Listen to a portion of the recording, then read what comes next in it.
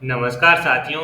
Daily India current affair के session में आपका स्वागत है। आज का सेशन रहेगा साथियों 13 अगस्त 2024 इंडिया करंट अफेयर्स का। इस सेशन के अंदर जितने भी महत्वपूर्ण प्रश्न बन रहे हैं साथियों इंडिया करंट अफेयर्स के, वो मैं आपके साथ शेयर करूंगा। साथ ही उन प्रश्नों से जुड़े हुए जो महत्वपूर्ण तथ्य आपसे पूछे जा सकते हैं उस पर भी जानकारी साझा करूंगा। मेरा प्रयास रहेगा साथियों की शानदार कंटेंट कम समय में है जो आपके साथ शेयर किया जाए। हाल ही के अंदर साथियों हमने देखा है कि जो करंट अफेयर्स का सत्र है वो सीधे के सीधे क्वेश्चन है जो एग्जाम के अंदर पूछे जा रहे हैं। राजस्थान के अंदर हाल ही के अंदर एलडीसी का एग्जाम हुआ साथियों, उसके अंदर कोई भी क्वेश्चन है जो करंट अफेयर्स का नहीं पूछा गया। और जितने भी एग्जाम अदर स्टेट में हो रहे हैं हमने देखा है साथियों की सीधे के सीधे क्वेश्चन है जो पूछे जाते हैं। यानी अपने को स्मार्ट स्टडी करनी है, करंट अफेयर्स के पीछे अपने को 1 घंटा 1.5 घंटे का समय खराब नहीं करना है।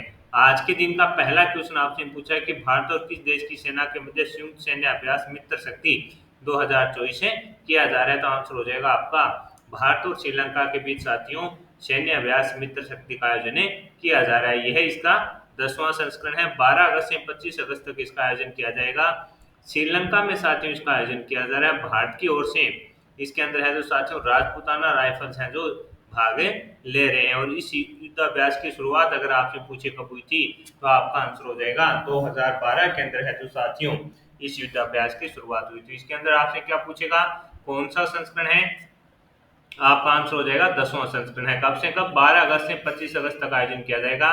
कहां पर किया जा रहा है, श्रीलंका के अंदर। भारत की ओर से राजपूताना राइफल्स हैं जो इसके अंदर भाग ले रही है और इसकी शुरुआत है जो 2012 में हुई थी। तो मोस्ट इंपोर्टेंट इस क्वेश्चन को आप मान के चलिएगा, सीधा का सीधा आपसे पूछा जाएगा।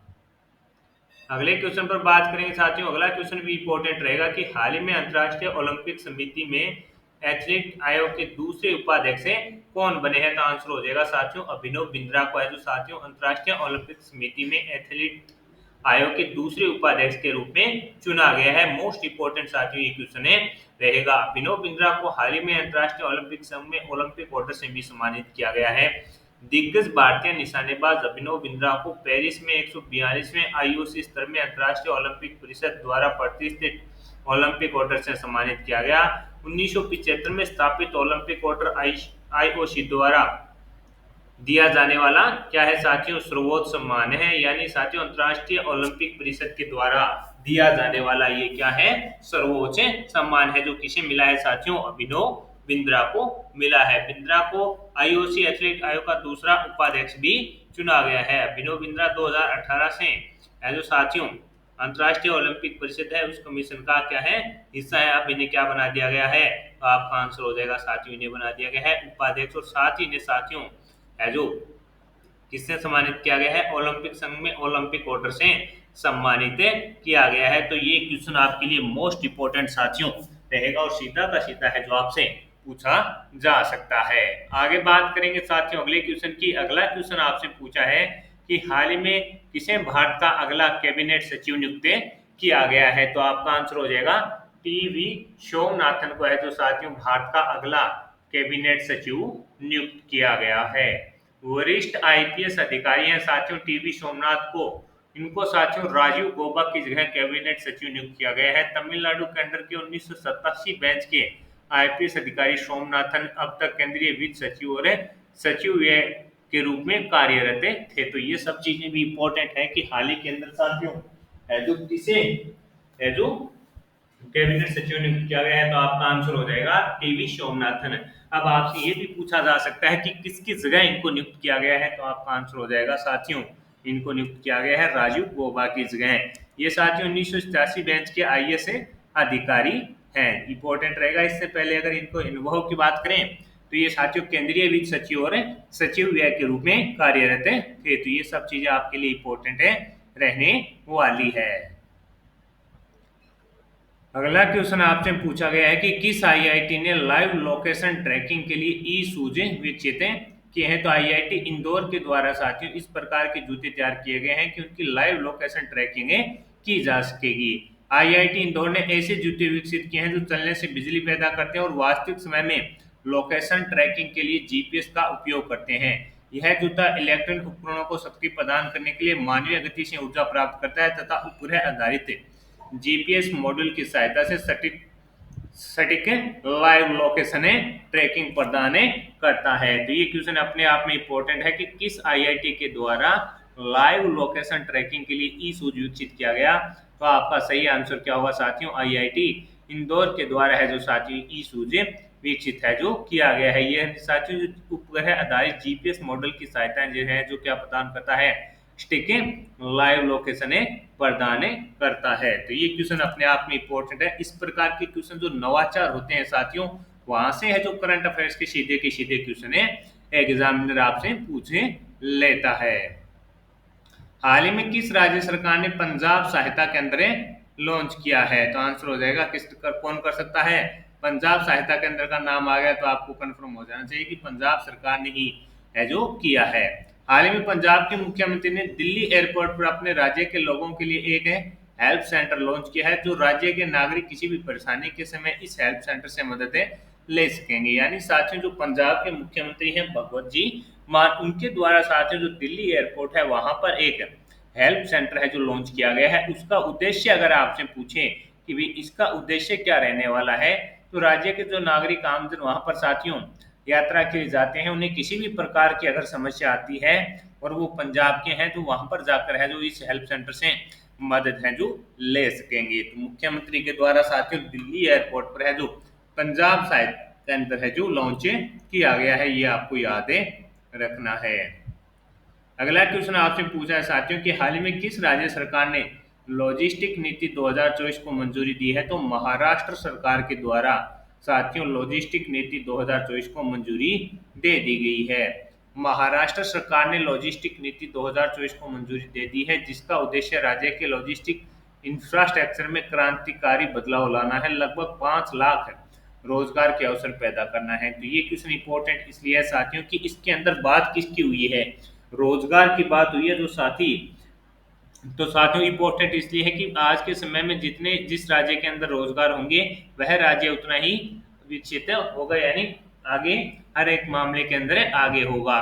तो इसके लिए साथियों राज्य सरकार यानी महाराष्ट्र सरकार के द्वारा है जो लॉजिस्टिक जो नीति है उसको मंजूरी दी गई है। उसका उद्देश्य क्या है कि 5 लाख तक के है जो रोजगार के अवसर पैदा करना, यानी इंफ्रास्ट्रक्चर के अंदर है जो साथियों बदलाव इसके अंदर है किया जाने वाला है। तो ये क्वेश्चन आपके लिए काफी इंपॉर्टेंट है रहने वाला है। अगला क्वेश्चन आपसे पूछा कि पेरिस ओलंपिक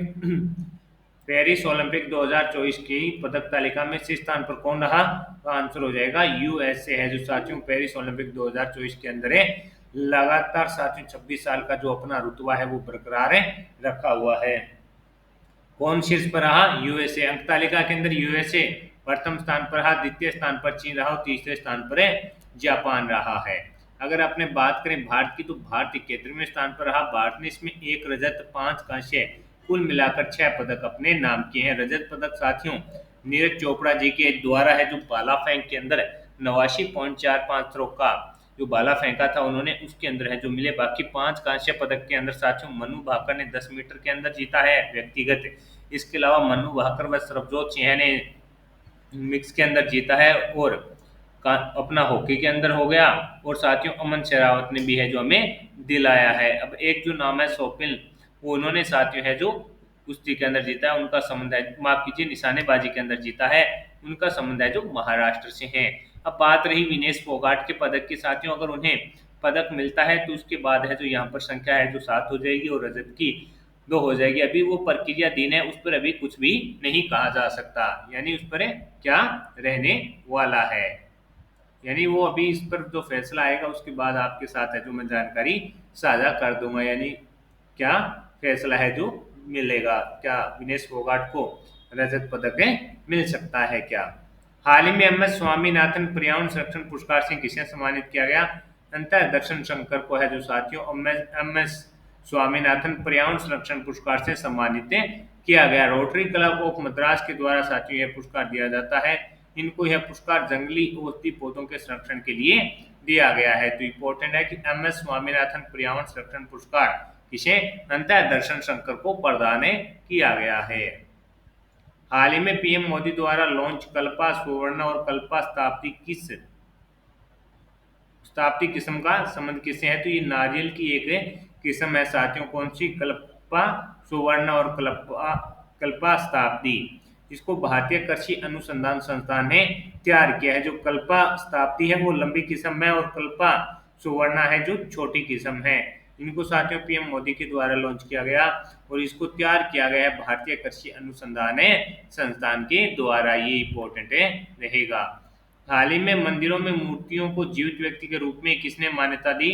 तो मद्रास हाईकोर्ट के द्वारा है जो साथियों ये मान्यता दी गई है। मद्रास उच्च न्यायालय ने कहा कि मंदिर में मूर्ति का पारंपरिक अनुष्ठान होना चाहिए। यानी इसके पास साथियों मद्रास हाईकोर्ट के पास है जो इस प्रकार का कोई केस आया था, उसकी सुनवाई करते हुए साथियों मद्रास हाईकोर्ट ने कहा कि जो मंदिर के अंदर जो मूर्ति होती है उसका पारंपरिक रूप से पूजा या अनुष्ठान होना चाहिए। इस प्रकार का जो फैसला है जो मद्रास उच्च न्यायालय के द्वारा दिया गया था।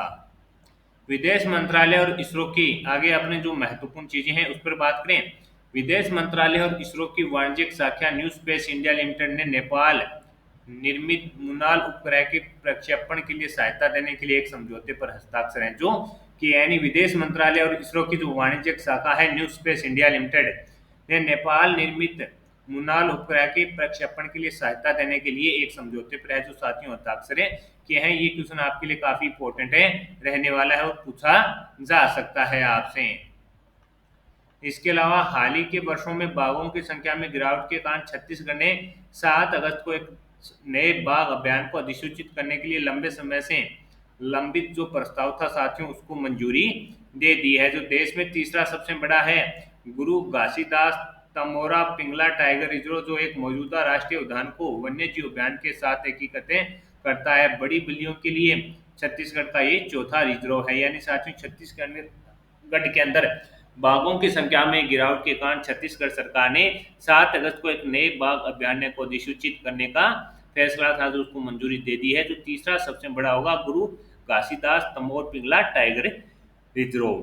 तो ये था साथियों आज के दिन का आपका इंडिया करंट अफेयर्स का सेशन। इस सेशन के अंदर जितने ही महत्वपूर्ण पर्सन साथियों अपने इंडिया करंट अफेयर्स के बन रहे थे वो मैंने आपके साथ शेयर कर दिए हैं। मेरा प्रयास रहा साथियों कि अपने स्मार्ट स्टडी करें और अपना सिलेक्शन कन्फर्म हो। यह प्रयास आपको पसंद आया है तो इस सेशन को लाइक व शेयर जरूर कीजिएगा। कम समय में क्वालिटी कंटेंट के लिए साथियों जुड़े रहिए इन्फ्यूजन नोट्स से और आपकी सुविधा के लिए इन्फ्यूजन नोट्स के टेलीग्राम व्हाट्सएप चैनल पर आपको इस सेशन की निःशुल्क पीडीएफ मिलती रहेगी। ऐप को जरूर डाउनलोड कीजिए इन्फ्यूजन नोट्स के और वहां पर साथियों आपको डेली करंट अफेयर्स की क्यूज भी है जो करने को मिलती है और other state UP Haryana Bihar MP का करंट अफेयर्स भी आपको वहां पर निःशुल्क पीडीएफ के रूप में मिलता है। तो जुड़े रहिएगा इन्फ्यूजन नोट से। धन्यवाद।